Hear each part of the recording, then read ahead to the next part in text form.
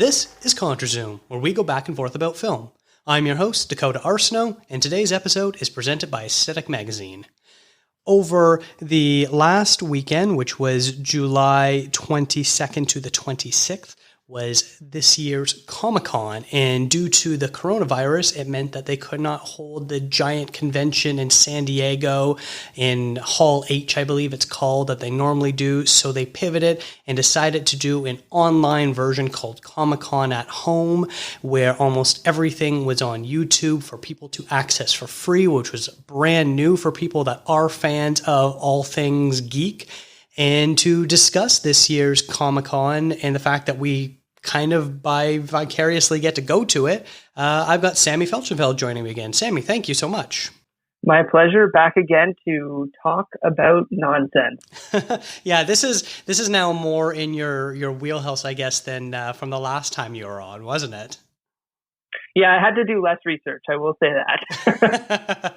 Yeah, you normally are pretty on top of your geek-centric news. So I imagine even when Comic-Con is not free for us to view, you are probably kind of keeping tabs on the bigger news stories that were coming out and the things that were debuting. Would you say that's accurate? I would say so. It's to be honest, a place I never actually want to go, just because it tends to be so crowded. Even before I was afraid of crowds, thanks to the coronavirus. But it is, yeah, it's a lot of it's up until a few years ago, it was like the main place for genre news. It basically sort of like, it's been going on forever. I can't remember when it started. I think it's like 25 years now. It was just this super niche thing, and then about 10 years ago, the studios realized that, the geeks kind of controlled the internet as far as what would get good word of mouth, what you can get people hyped up for, even as far as a year to 2 years in advance. And studios kind of went all in on harnessing those crowds. And then for about 5 to 7 years or so, it was the place if you wanted to get any sort of news. And I feel like it's maybe losing its influence a little bit, only because every company is also doing their own con now, which is something we're going to talk about a little bit later. So it's sort of interesting to see the evolution of how Comic-Con grew to be this behemoth, and now it's maybe a bit too big for its own size. And I think there's also a lot about how, I was just looking, it's actually 50 years, 50 years ago this year that was the first Golden State comic book convention, which became Comic-Con. But not only that studios are doing their own, but it's also that Comic-Con has always been blurring the lines of, yes, it's about comics, but it's also about creators and artists and people building connections and now cosplay and all that stuff. So yeah, it's not even just that there's other things going on. It's just it's become too big, and I think it became too big to be online. Mm-hmm.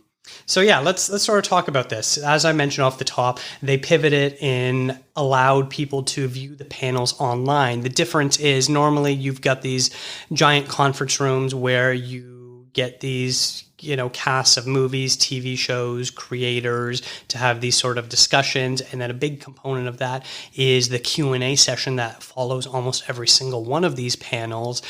And it's a great place for people to actually interact and get to meet the people that they admire. And at the same time, it's a great way for all these companies, creators to kind of get instant feedback as well, because almost always it's positive, even when, 6 months later, when we actually see whatever the product is, it might suck, it might be great, whatever.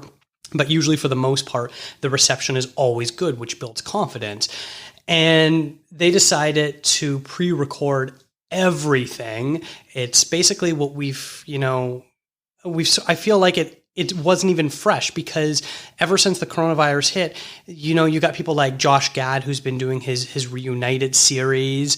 And then I've also seen different table reads and things like that. So what they were doing wasn't even that fresh. And the fact that they completely removed the fan interaction aspect of it, where they'd even be like, hey, Twitter, we're recording a panel. Send us your questions. They didn't even do that, which was such a shock. And it really suffered in the way that the content was viewed by the audience.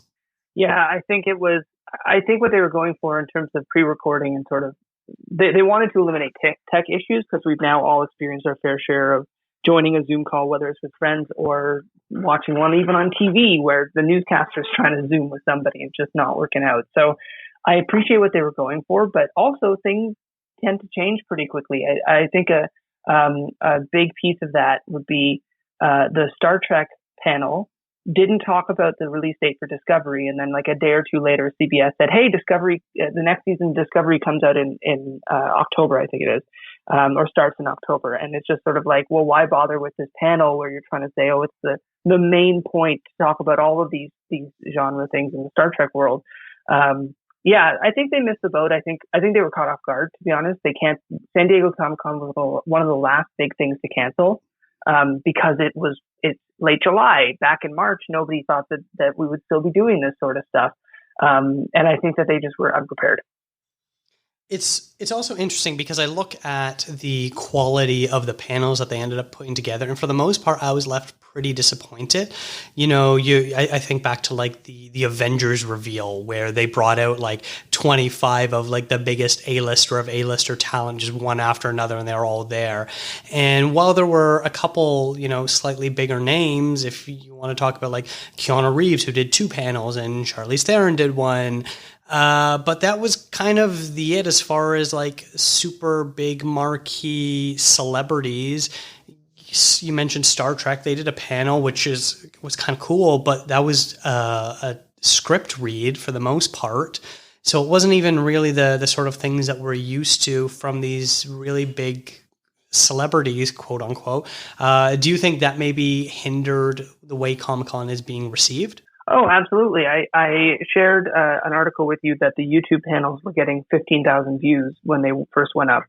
I'm sure a lot of them have picked up afterward, but they just didn't have the appeal. And the fact is, like you mentioned, Hall H. Hall H is where the Marvel panel goes, the Warner Brothers panels go, the next big Christopher Nolan sci-fi movie will go there. Like all the big stuff. I'm sure Dune would have had a presence this year if it was in person, or part of a WB piece. But there are still tons of other halls, tons of smaller rooms. I've seen accounts online of people saying, I go to Comic-Con and never go near the biggest panels because you hear all that news anyway. But if you want to hear a creator you love say something really wacky or talk about an experience, that's not going to be recorded. There's not going to be a journalist in the room talking about this really obscure comic writer talking about this experience. And I think they just couldn't generate much buzz with the people even that they did have, because it's also everybody kind of knew Comic-Con at home wasn't going to be a place for all these incredible announcements of things no one's heard of. That's just been happening on Twitter or in companies' own spheres. I think also maybe something that has to play with it is the fact that we don't know really the release dates for anything. We've got from this year alone, at this point, we should have had, the new James Bond, the new Wonder Woman, the new Fast and the Furious, and the new Christopher Nolan. All this sort of stuff should have already been in theaters by now. And instead, it's being pushed back either, like Tenet, where it seems like every week it's got a new release date. And a few other movies where they're like, yeah, it's going to be in the fall, it's going to be in the winter. But they've also straight up pushed movies back until 2021. Right from the get-go, Fast and the Furious pushed them way back then. And I know Wonder Woman doesn't have a release date, but it'd be crazy to think that it's not going to come out until next year as well.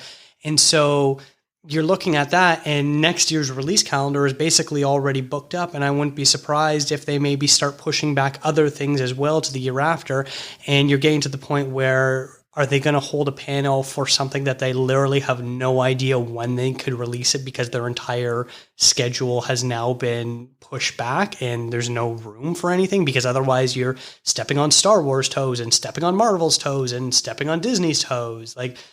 And it's funny because Hollywood hasn't stopped their wheeling and dealing. There's been tons of announcements of movies and TV shows all over the last few months saying, oh, so-and-so is working on this project.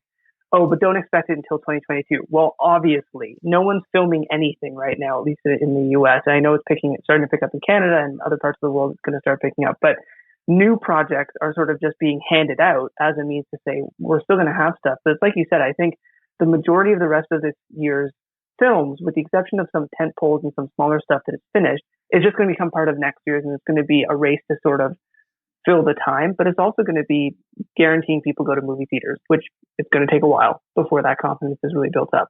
So I think that's its own issue. There's nothing really to talk about at these panels necessarily. You mentioned theaters opening up. We're here in Toronto, and by the time this episode comes out, we'll have just have entered phase 3 of the coronavirus plan, which means that theaters are opening back up. I have no interest of going to a theater right now, even though Tenet's about to come out, as much as I want to see that on a big screen.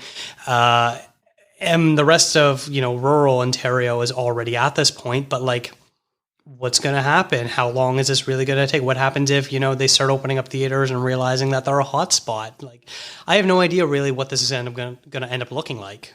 Yeah. And I think that's sort of it's the Oscar question. I'm sure you and I are going to have a podcast later this year to talk about it, but are there enough films that came out even around the world this year for there to be an Oscars this year? Because I know that a lot of this year they're allowing films that have been streaming, so that's great, but it's still, is there enough for the Academy to choose things that they like? This is a whole other conversation, but I think at the end of the day, it comes down to, this is a time of year. It's very similar to video games every year in June for E3. It's the same kind of thing. They didn't do E3 this year, so all the companies are doing their own thing, and there's less news to share, but they're trying to find ways to still share things when they can. I mean, I'm saying that with 2 new consoles coming out in theory in November, but it's the same thing. No one's going to go up. Marvel's not going to go up and say, "Hey, everyone, phase 4 is taking a little while. So here's a sneak peek at this TV show that's not finished." They don't want to do that. They've already done what they've needed to do, which I think is what's really interesting about Warner Brothers and DC doing their own event in August. Yeah, I do briefly want to say, speaking of the Oscars, I have an idea in my head where what I would like to see happen is, I don't think they should straight up cancel this year's Oscars, which usually happen in February. What I think they should do is push it back to about March or April, and then just extend the eligibility window. So if things are better, you can have these sort of prestige movies that normally come out between September and December come out between December and March, and then be eligible for the Oscars, and then slowly try to get the calendar back on track over the next year or two. That's my own pet theory that I'd love to see happen, because I think if they cancel the Oscars this year, anything that comes out this year, if they're still eligible for the next Oscars, no one's going to remember that. Like, you look at the front runners right now of movies that are out, something like Da 5 Bloods or the David Fincher movie Mank that's coming out in October. Are they really going to consider those a year and a half from now? I don't think so. So I have no idea what's going to happen with the Oscars in that regard. I'm firmly of the belief that they are going to roll over into a second year, and that Sonic the Hedgehog has lost its chance to win Best Picture, being a film released in 2020. No, I agree with you. I think that they're going to just roll over extend this year's eligibility and then actually shorten the next year's eligibility, but depending on what can be made in time. Like, there's going to be a lot of interesting things done to make films quickly. Mm-hmm. But yeah, let's get back on track. You're talking about what DC was doing. I think you have a better idea of this, but yeah, Justice League was briefly brought up at Comic Con this year, but they did not have a panel. They were doing their own thing that was happening. So can you fill me in on that a bit? Yeah. So well before, very early on, Warner Brothers basically said, we're going to do our own event called DC Fandome. That's August 22nd. It's a digital free event, probably also likely pre-recorded pieces, but it's going to be everything in the DC sphere. So DC Universe, their own series, HBO Max series, the comic books, the crossovers, and of course the movies. And most importantly of that is Zack Snyder's recut of his footage from Justice League. But what's really interesting about his work, what he shared, Zack Snyder shared over Comic-Con, it was not a Comic-Con panel. It was something else that just took place at the same time as Comic-Con. So it just got wrapped up in the news of Comic-Con. And it looked like also a pre-recorded pre-recorded Zoom call that was then loaded at a certain time. And it was just sort of him talking about his experiences and mainly sharing a tiny, tiny clip of the long fabled black suit that Superman wears. All I'm basically going to say is whenever Justice League, his version of Justice League comes out, it's going to be unrecognizable from the one that I made you see in theaters. Yeah, you did. But the biggest thing about Fandome, and this is what other companies are going to, it's sort of like what Disney does with D23, except D23 is an in-person event, and there's all these other components to it. And they did, Marvel last year had some announcements at Comic Con and some announcements at D23, whereas I think WB and a few other companies are probably going to take this approach and just say, oh, tune in from 2 p.m. to 7 p.m. on such and such day for some great stuff about our properties, which could, but not necessarily will, but could spell a bit of a death knell for Comic-Con. Yeah, that's going to be curious to see. Speaking of the Snyder Cut, I'm really not looking forward to this. This was a bad movie, not because Snyder left the project due to unfortunate circumstances and it was a bad edit. No, this was a bad movie because it had a terrible script, terrible villains, and they rushed through the character development. Having a 2+ hour movie be extended to 4 hours is not going to magically make this on par with basically anything that the MCU has released. Well, consider yourself losing a bunch of subscribers who are probably super fans. I'm just kidding. I think it'll be really interesting because what I will say about it is it's a project that can be done in quarantine. Maybe not necessarily quickly, but the visual effects, the re-editing, all those pieces could technically be done in people's work from home setups if they have those kinds of setups. So I think we're going to see and hear a lot about it. Apparently there's hours and hours and hours of pretty much edited and like properly kind of color balance and stuff footage that was just completely cut. Some of it was deleted scenes, some of it wasn't. So it's just one of those projects that because this is already a 4-year-old movie, 3-year-old movie, there's so much out there that it's going to just consume the news cycle. But I will hold my judgment on seeing it, and I will not force you to watch it with me this time. That's fair. Speaking of another sort of superhero movie, we've got the New Mutants, which apparently may or may not actually exist. This was a movie that was supposed to come out in 2018, and they still keep shelving it. And now it is going to get like a dual VOD and theater release later this summer, early fall. Like, this ship has sailed on this movie. Do you know what mutants are? Would anyone like to share their first time? Rain? I was 13. I thought it was a dream. I just lost control. Sam? I started panicking. People got hurt. Roberto? My girlfriend had burned her. Ileana? I killed 18 men, one by one. Oh yeah, all these characters are supposed to be like young adults, like teeny kind of things. They're all adults now. They're full on adults. I think it's now become it's now just sort of become the vaporware of film, and the joke is sort of like, oh, it's going to be 2029, and they're announcing that they're moving the New Mutants. But it does remind me of, there's quite a few films every so often that just pop up out of nowhere, and I'm like, oh, this is interesting. I haven't heard of this. Oh, it was filmed 7 years ago and shelved, and they finally decided to release it. And I didn't realize it's that common. But this really is a casualty of the Disney purchase of Fox, and I think Disney is still required to eventually have people see it, not necessarily release it fully, which they seem to be trying to do. But it is quite fascinating. This is a film that never seems to want to get an actual date. It's pretty remarkable that it keeps getting pushed back and dated at all. I think at one point it was pulled from the schedule for almost 6 months before there was any announcement about when it would come out. I have no interest in it because I don't like scary movies, which I've talked about before. And this is just supposed to be a horror mutant movie first kind of thing. But it is nice that they still were like, hey, it does exist, and here's some footage of it you haven't seen yet. Mm-hmm, yeah.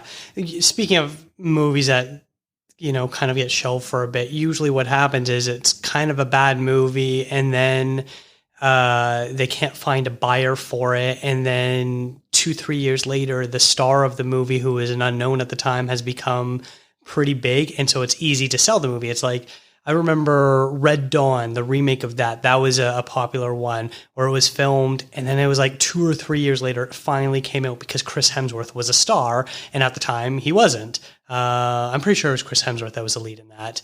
And this sort of seems to be the same. I feel like it's the same sort of deal. Like, you look back and it was mostly a cast of unknowns, but now Anya Taylor-Joy is a pretty buzzy actress after being in Emma this year and hitting it big with The Witch a couple years ago, and Maisie Williams from Game of Thrones, and Charlie Heaton, I believe is his name, who is in Stranger Things.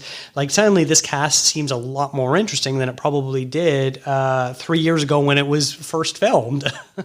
So it makes sense. And I think the most complicated thing about it is that I think the reason why Disney wants to try to get into theaters is that it's not a film for Disney Plus. And I think that they kind of want to, like, they're not ready for it to just be dropped on Hulu type of thing either. It's a weird piece. I wouldn't be surprised if Kevin Feige and the Marvel team also, because now that they essentially own the Mutant brand again, might also be trying to say, like, just get it out in theaters. It's still a Marvel movie, even if it doesn't look like one. So I think it's interesting that they gave it the time, but at the same time, like, yeah, this is what Comic-Con is. We're going to talk about this vaporware movie that may never come out. And also, like, since Black Widow got pushed back indefinitely, it's basically going to be the only quote-unquote superhero comic book movie this year. As long as Wonder Woman doesn't get released, which I really hope it does too.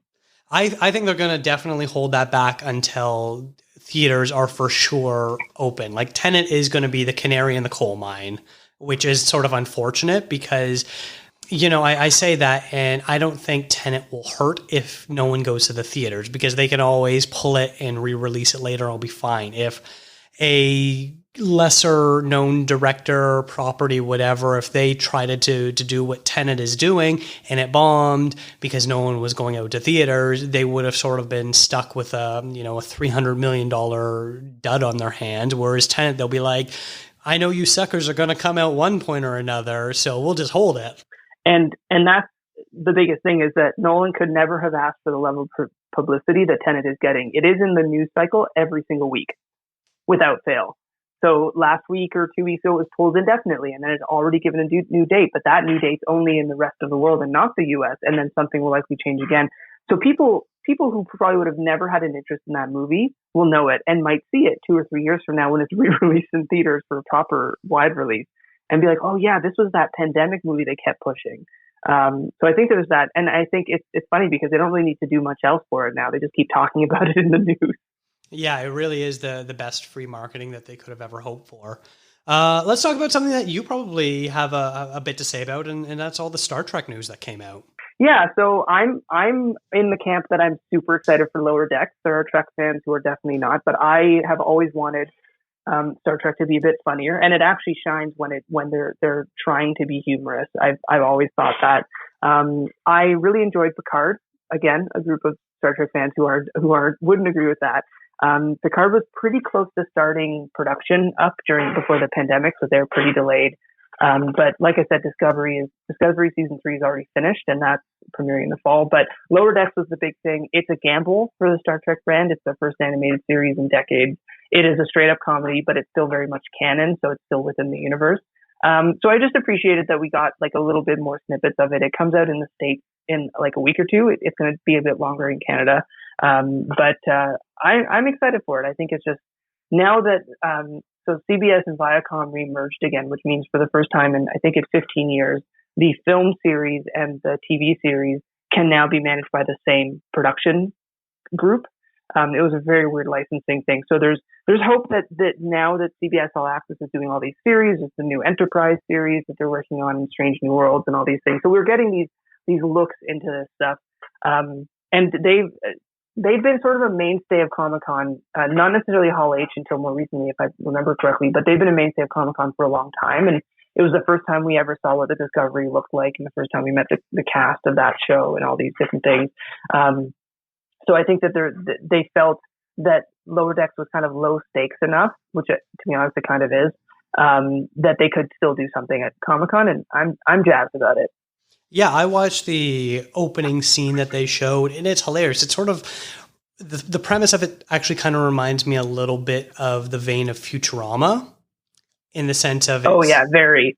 Yeah, where they're going to like really lean hardcore into the geekdom, where it might not be for everyone. But this definitely seems like it's probably going to be a more I don't want to say family-friendly, kid-friendly type of show because I don't think it will be fully that, but more so than Futurama, which could be a little bit more edgy at times. But I watched that opening clip and it was pretty funny, and I like the voice cast that they have assembled for it, so it's really interesting. And the idea of pissing off Trekkers is, or should I say Trekkies if I really want to piss them off, is something that like I'm all for.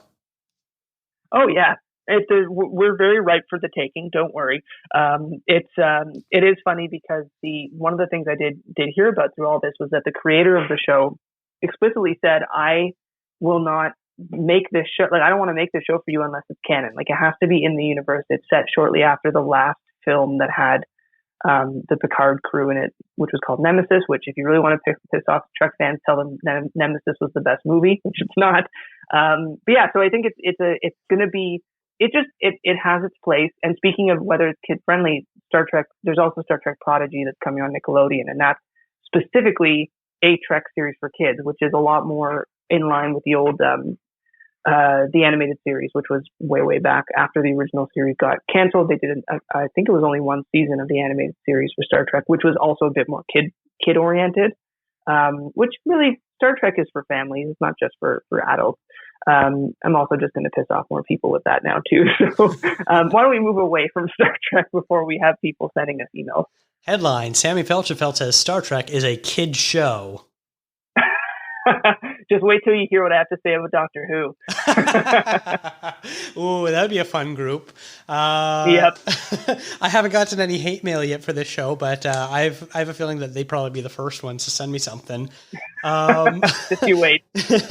Probably, like I said earlier, probably the biggest celebrity involved was Keanu Reeves, and they did a Bill and Ted little thing, and they premiered a new trailer for it. And as someone that didn't grow up watching the Bill and Ted movies, I pretty much have almost no interest in this new one. And I watched the trailer just before recording this, and I was like, okay. Like, I like Keanu Reeves enough as an actor. I think if he has the right role and the right director and the tone is right, he's someone that could be very polarizing. I know right now he's kind of in a bit of a renaissance where everyone loves everything he does. But for the most part, he's still not the greatest actor, but he still is a very good actor in the right situation. And watching this trailer, I look like he couldn't care less about being in this. When your wives suggested couples therapy, do you think that this is what they had in mind? Definitely. I mean, we're a couple of couples, right? Bill, Ted, enough of the delusions. You didn't time travel, and you didn't go to heaven and hell. Here's a real idea for you. Be role models to your daughters. Get real jobs. But that's his character. I also didn't grow up with the movies. I enjoyed them, and that's it. And it's the same thing. I'm not super jazzed about it. But what's funny is that this is another example of vaporware. They've been trying to make this for like 15 years or more. And I think it was just kind of, okay, the time finally came. It's almost like the Independence Day sequel that we all forget existed, which I actually thought was very entertaining, if terrible. But it's one of those things that somebody had an idea and that person had money and they kept trying to make it happen until it did. And that's all I'll say about that movie.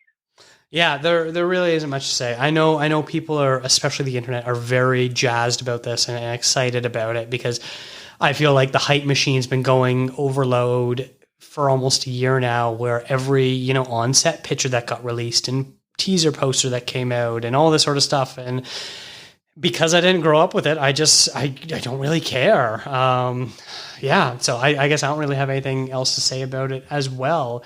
I didn't get a chance to see it. I really wanted to, but Charlize Theron hosted a panel where she kind of talked about her evolution of her career and talked about how she's basically become one of the best action stars in the last decade. And, I'm all for that because her movies have been really solid. I watched The Old Guard, the new Netflix movie, about a week ago.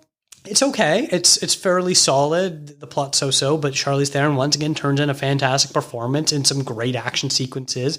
And she's been doing this for a while now between, Mad Max, Fury Road, and Atomic Blonde.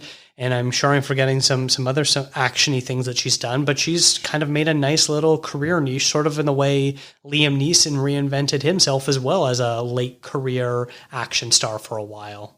Oh yeah, I think that she's. Don't call Charlize Theron late career. How dare No, you? I know they're completely different things. I know, I'm just kidding. But yeah, it's true. She sort of had her. She has had multiple careers because she did have sort of the mid 2000s version of her. She was in Monster. She was in The Italian Job. One of my favorite roles of hers was in Arrested Development. Mr. F. As Rita.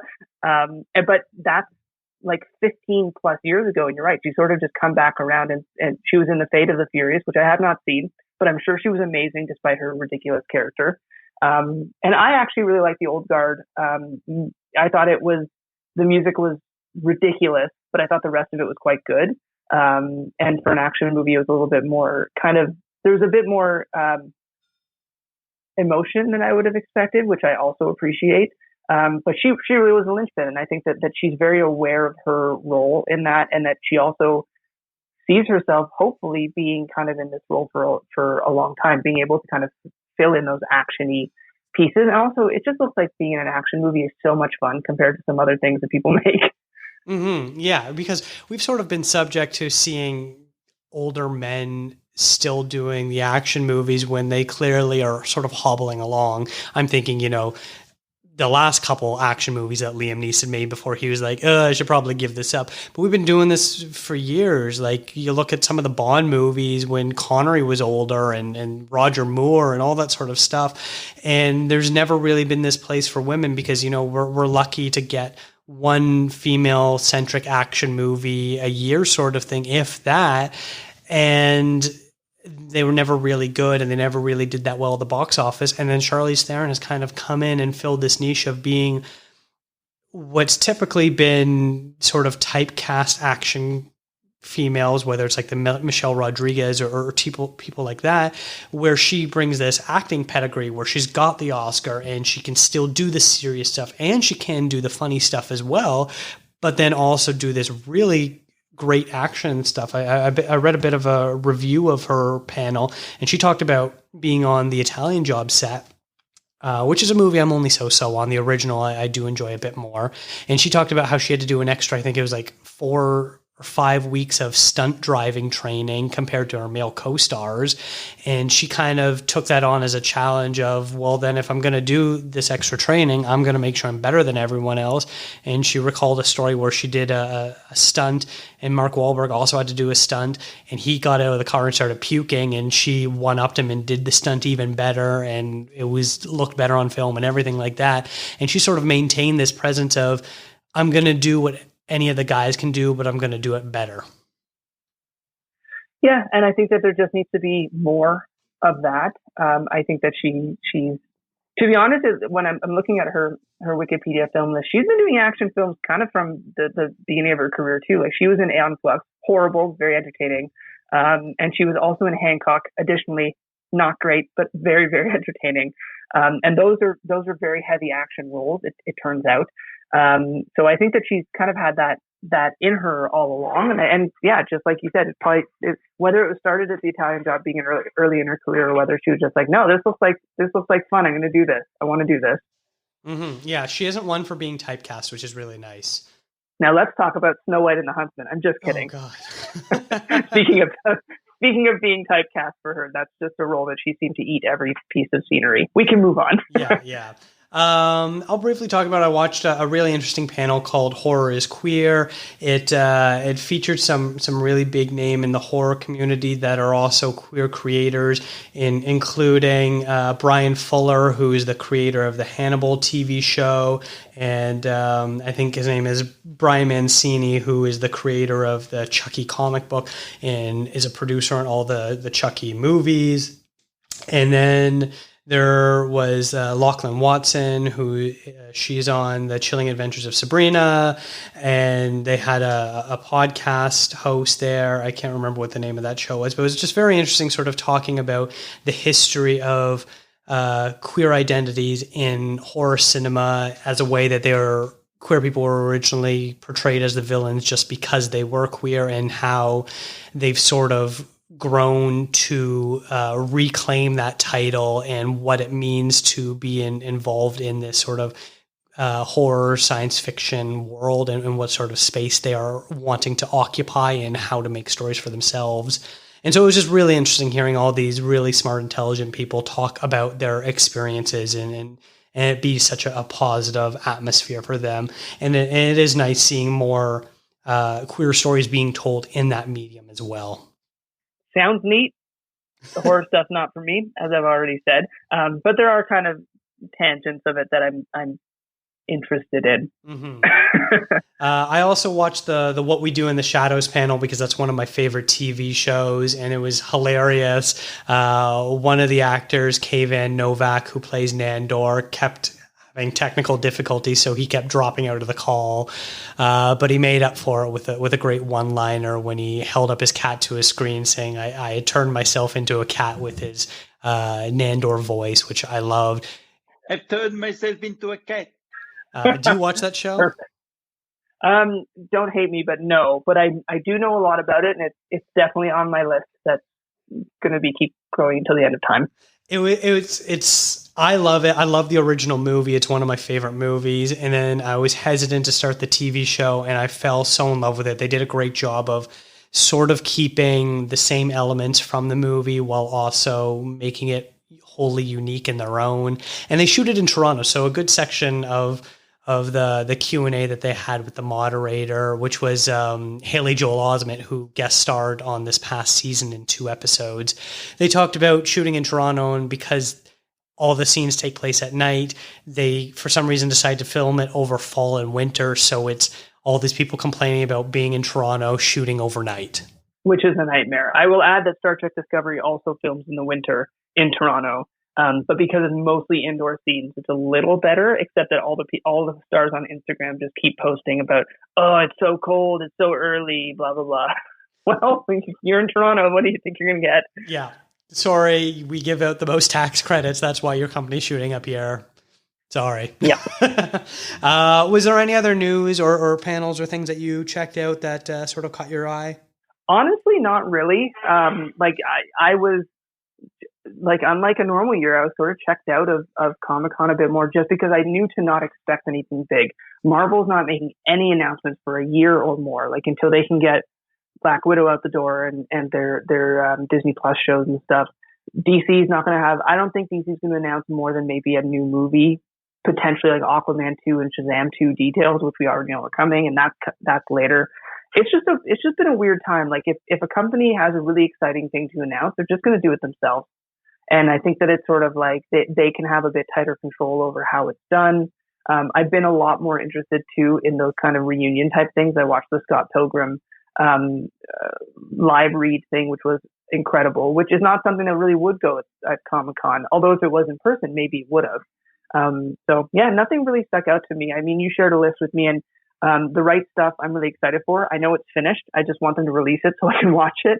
But that's a pretty niche, yes, it's a space show, but it's a pretty niche kind of thing. Not a lot of people are that as interested in it because there's been so much about NASA's early years that it's sort of okay, well, do we keep talking about the same topic? Every inch of the world has been picked over. This is my chance to be the first at something memorable. These guys all had their own specific kinds of adversity. Regular hours, home and time to see the kids. That's a desk job. I belong in space. I want to be the female Charles Lindbergh. But ultimately, all of them achieved their own version of success. Yeah, I'm really excited for The Right Stuff too. But you're right. It's based on a movie that came out 30 plus years ago. I'm actually currently reading a book that sort of charts the entire history of the NASA space program. And so they spend a lot of time on the Mercury 7 flight. And it seems like every season is going to be based on a different mission. So the Mercury 7 is probably going to be the whole first season. And then afterwards, I think they call themselves the Mercury 11. And then they changed to the Apollo missions and all this sort of stuff. So it's going to be interesting to sort of see where they go. But yeah, focusing on these early NASA stuff is going to be curious. Considering, I guess it's good that people don't know as much about it, so it's going to fill people in on some blind spots. But you think if you're going to do a space TV show, the Apollo missions would be where you would want to start because that's where more of the interest sort of laid. And especially since most of these early space missions, they're not going to the moon, they're not they're basically just doing an orbit around the Earth once and then coming back down for the first several flights that they were doing it. And it's more about the geopolitics with the Soviet Union. So I'm really curious to see how they're going to do this, how in depth they're going to get, how serious is it going to be, because I know based on the trailer that I've seen and the cast that they have, I can see them sort of playing up the sarcastic comedy aspect of it. Yeah, I mean, it can go in multiple ways, and I'm not dissing it. Like, it's something I'm looking forward to. It's something that wouldn't really fit the Disney Plus profile if National Geographic wasn't the company making the show. But it's also just like, yeah, there's a lot more frontiers of science fiction outside of like our own science history that. I don't know. I think it's going to be a while before we're hearing some really interesting new stuff. I think that's what I'm trying to say. Mm-hmm. Yeah, I think that's fair. You talked about, other companies, especially Disney, doing their own thing. And the fact that now Disney owns just about everything between Star Wars and Marvel and I'm forgetting the Fox stuff now. Basically everything is under the Disney banner. I wouldn't be surprised if D23 becomes the preeminent convention going forward, especially with the way that Comic-Con sort of stumbled this year.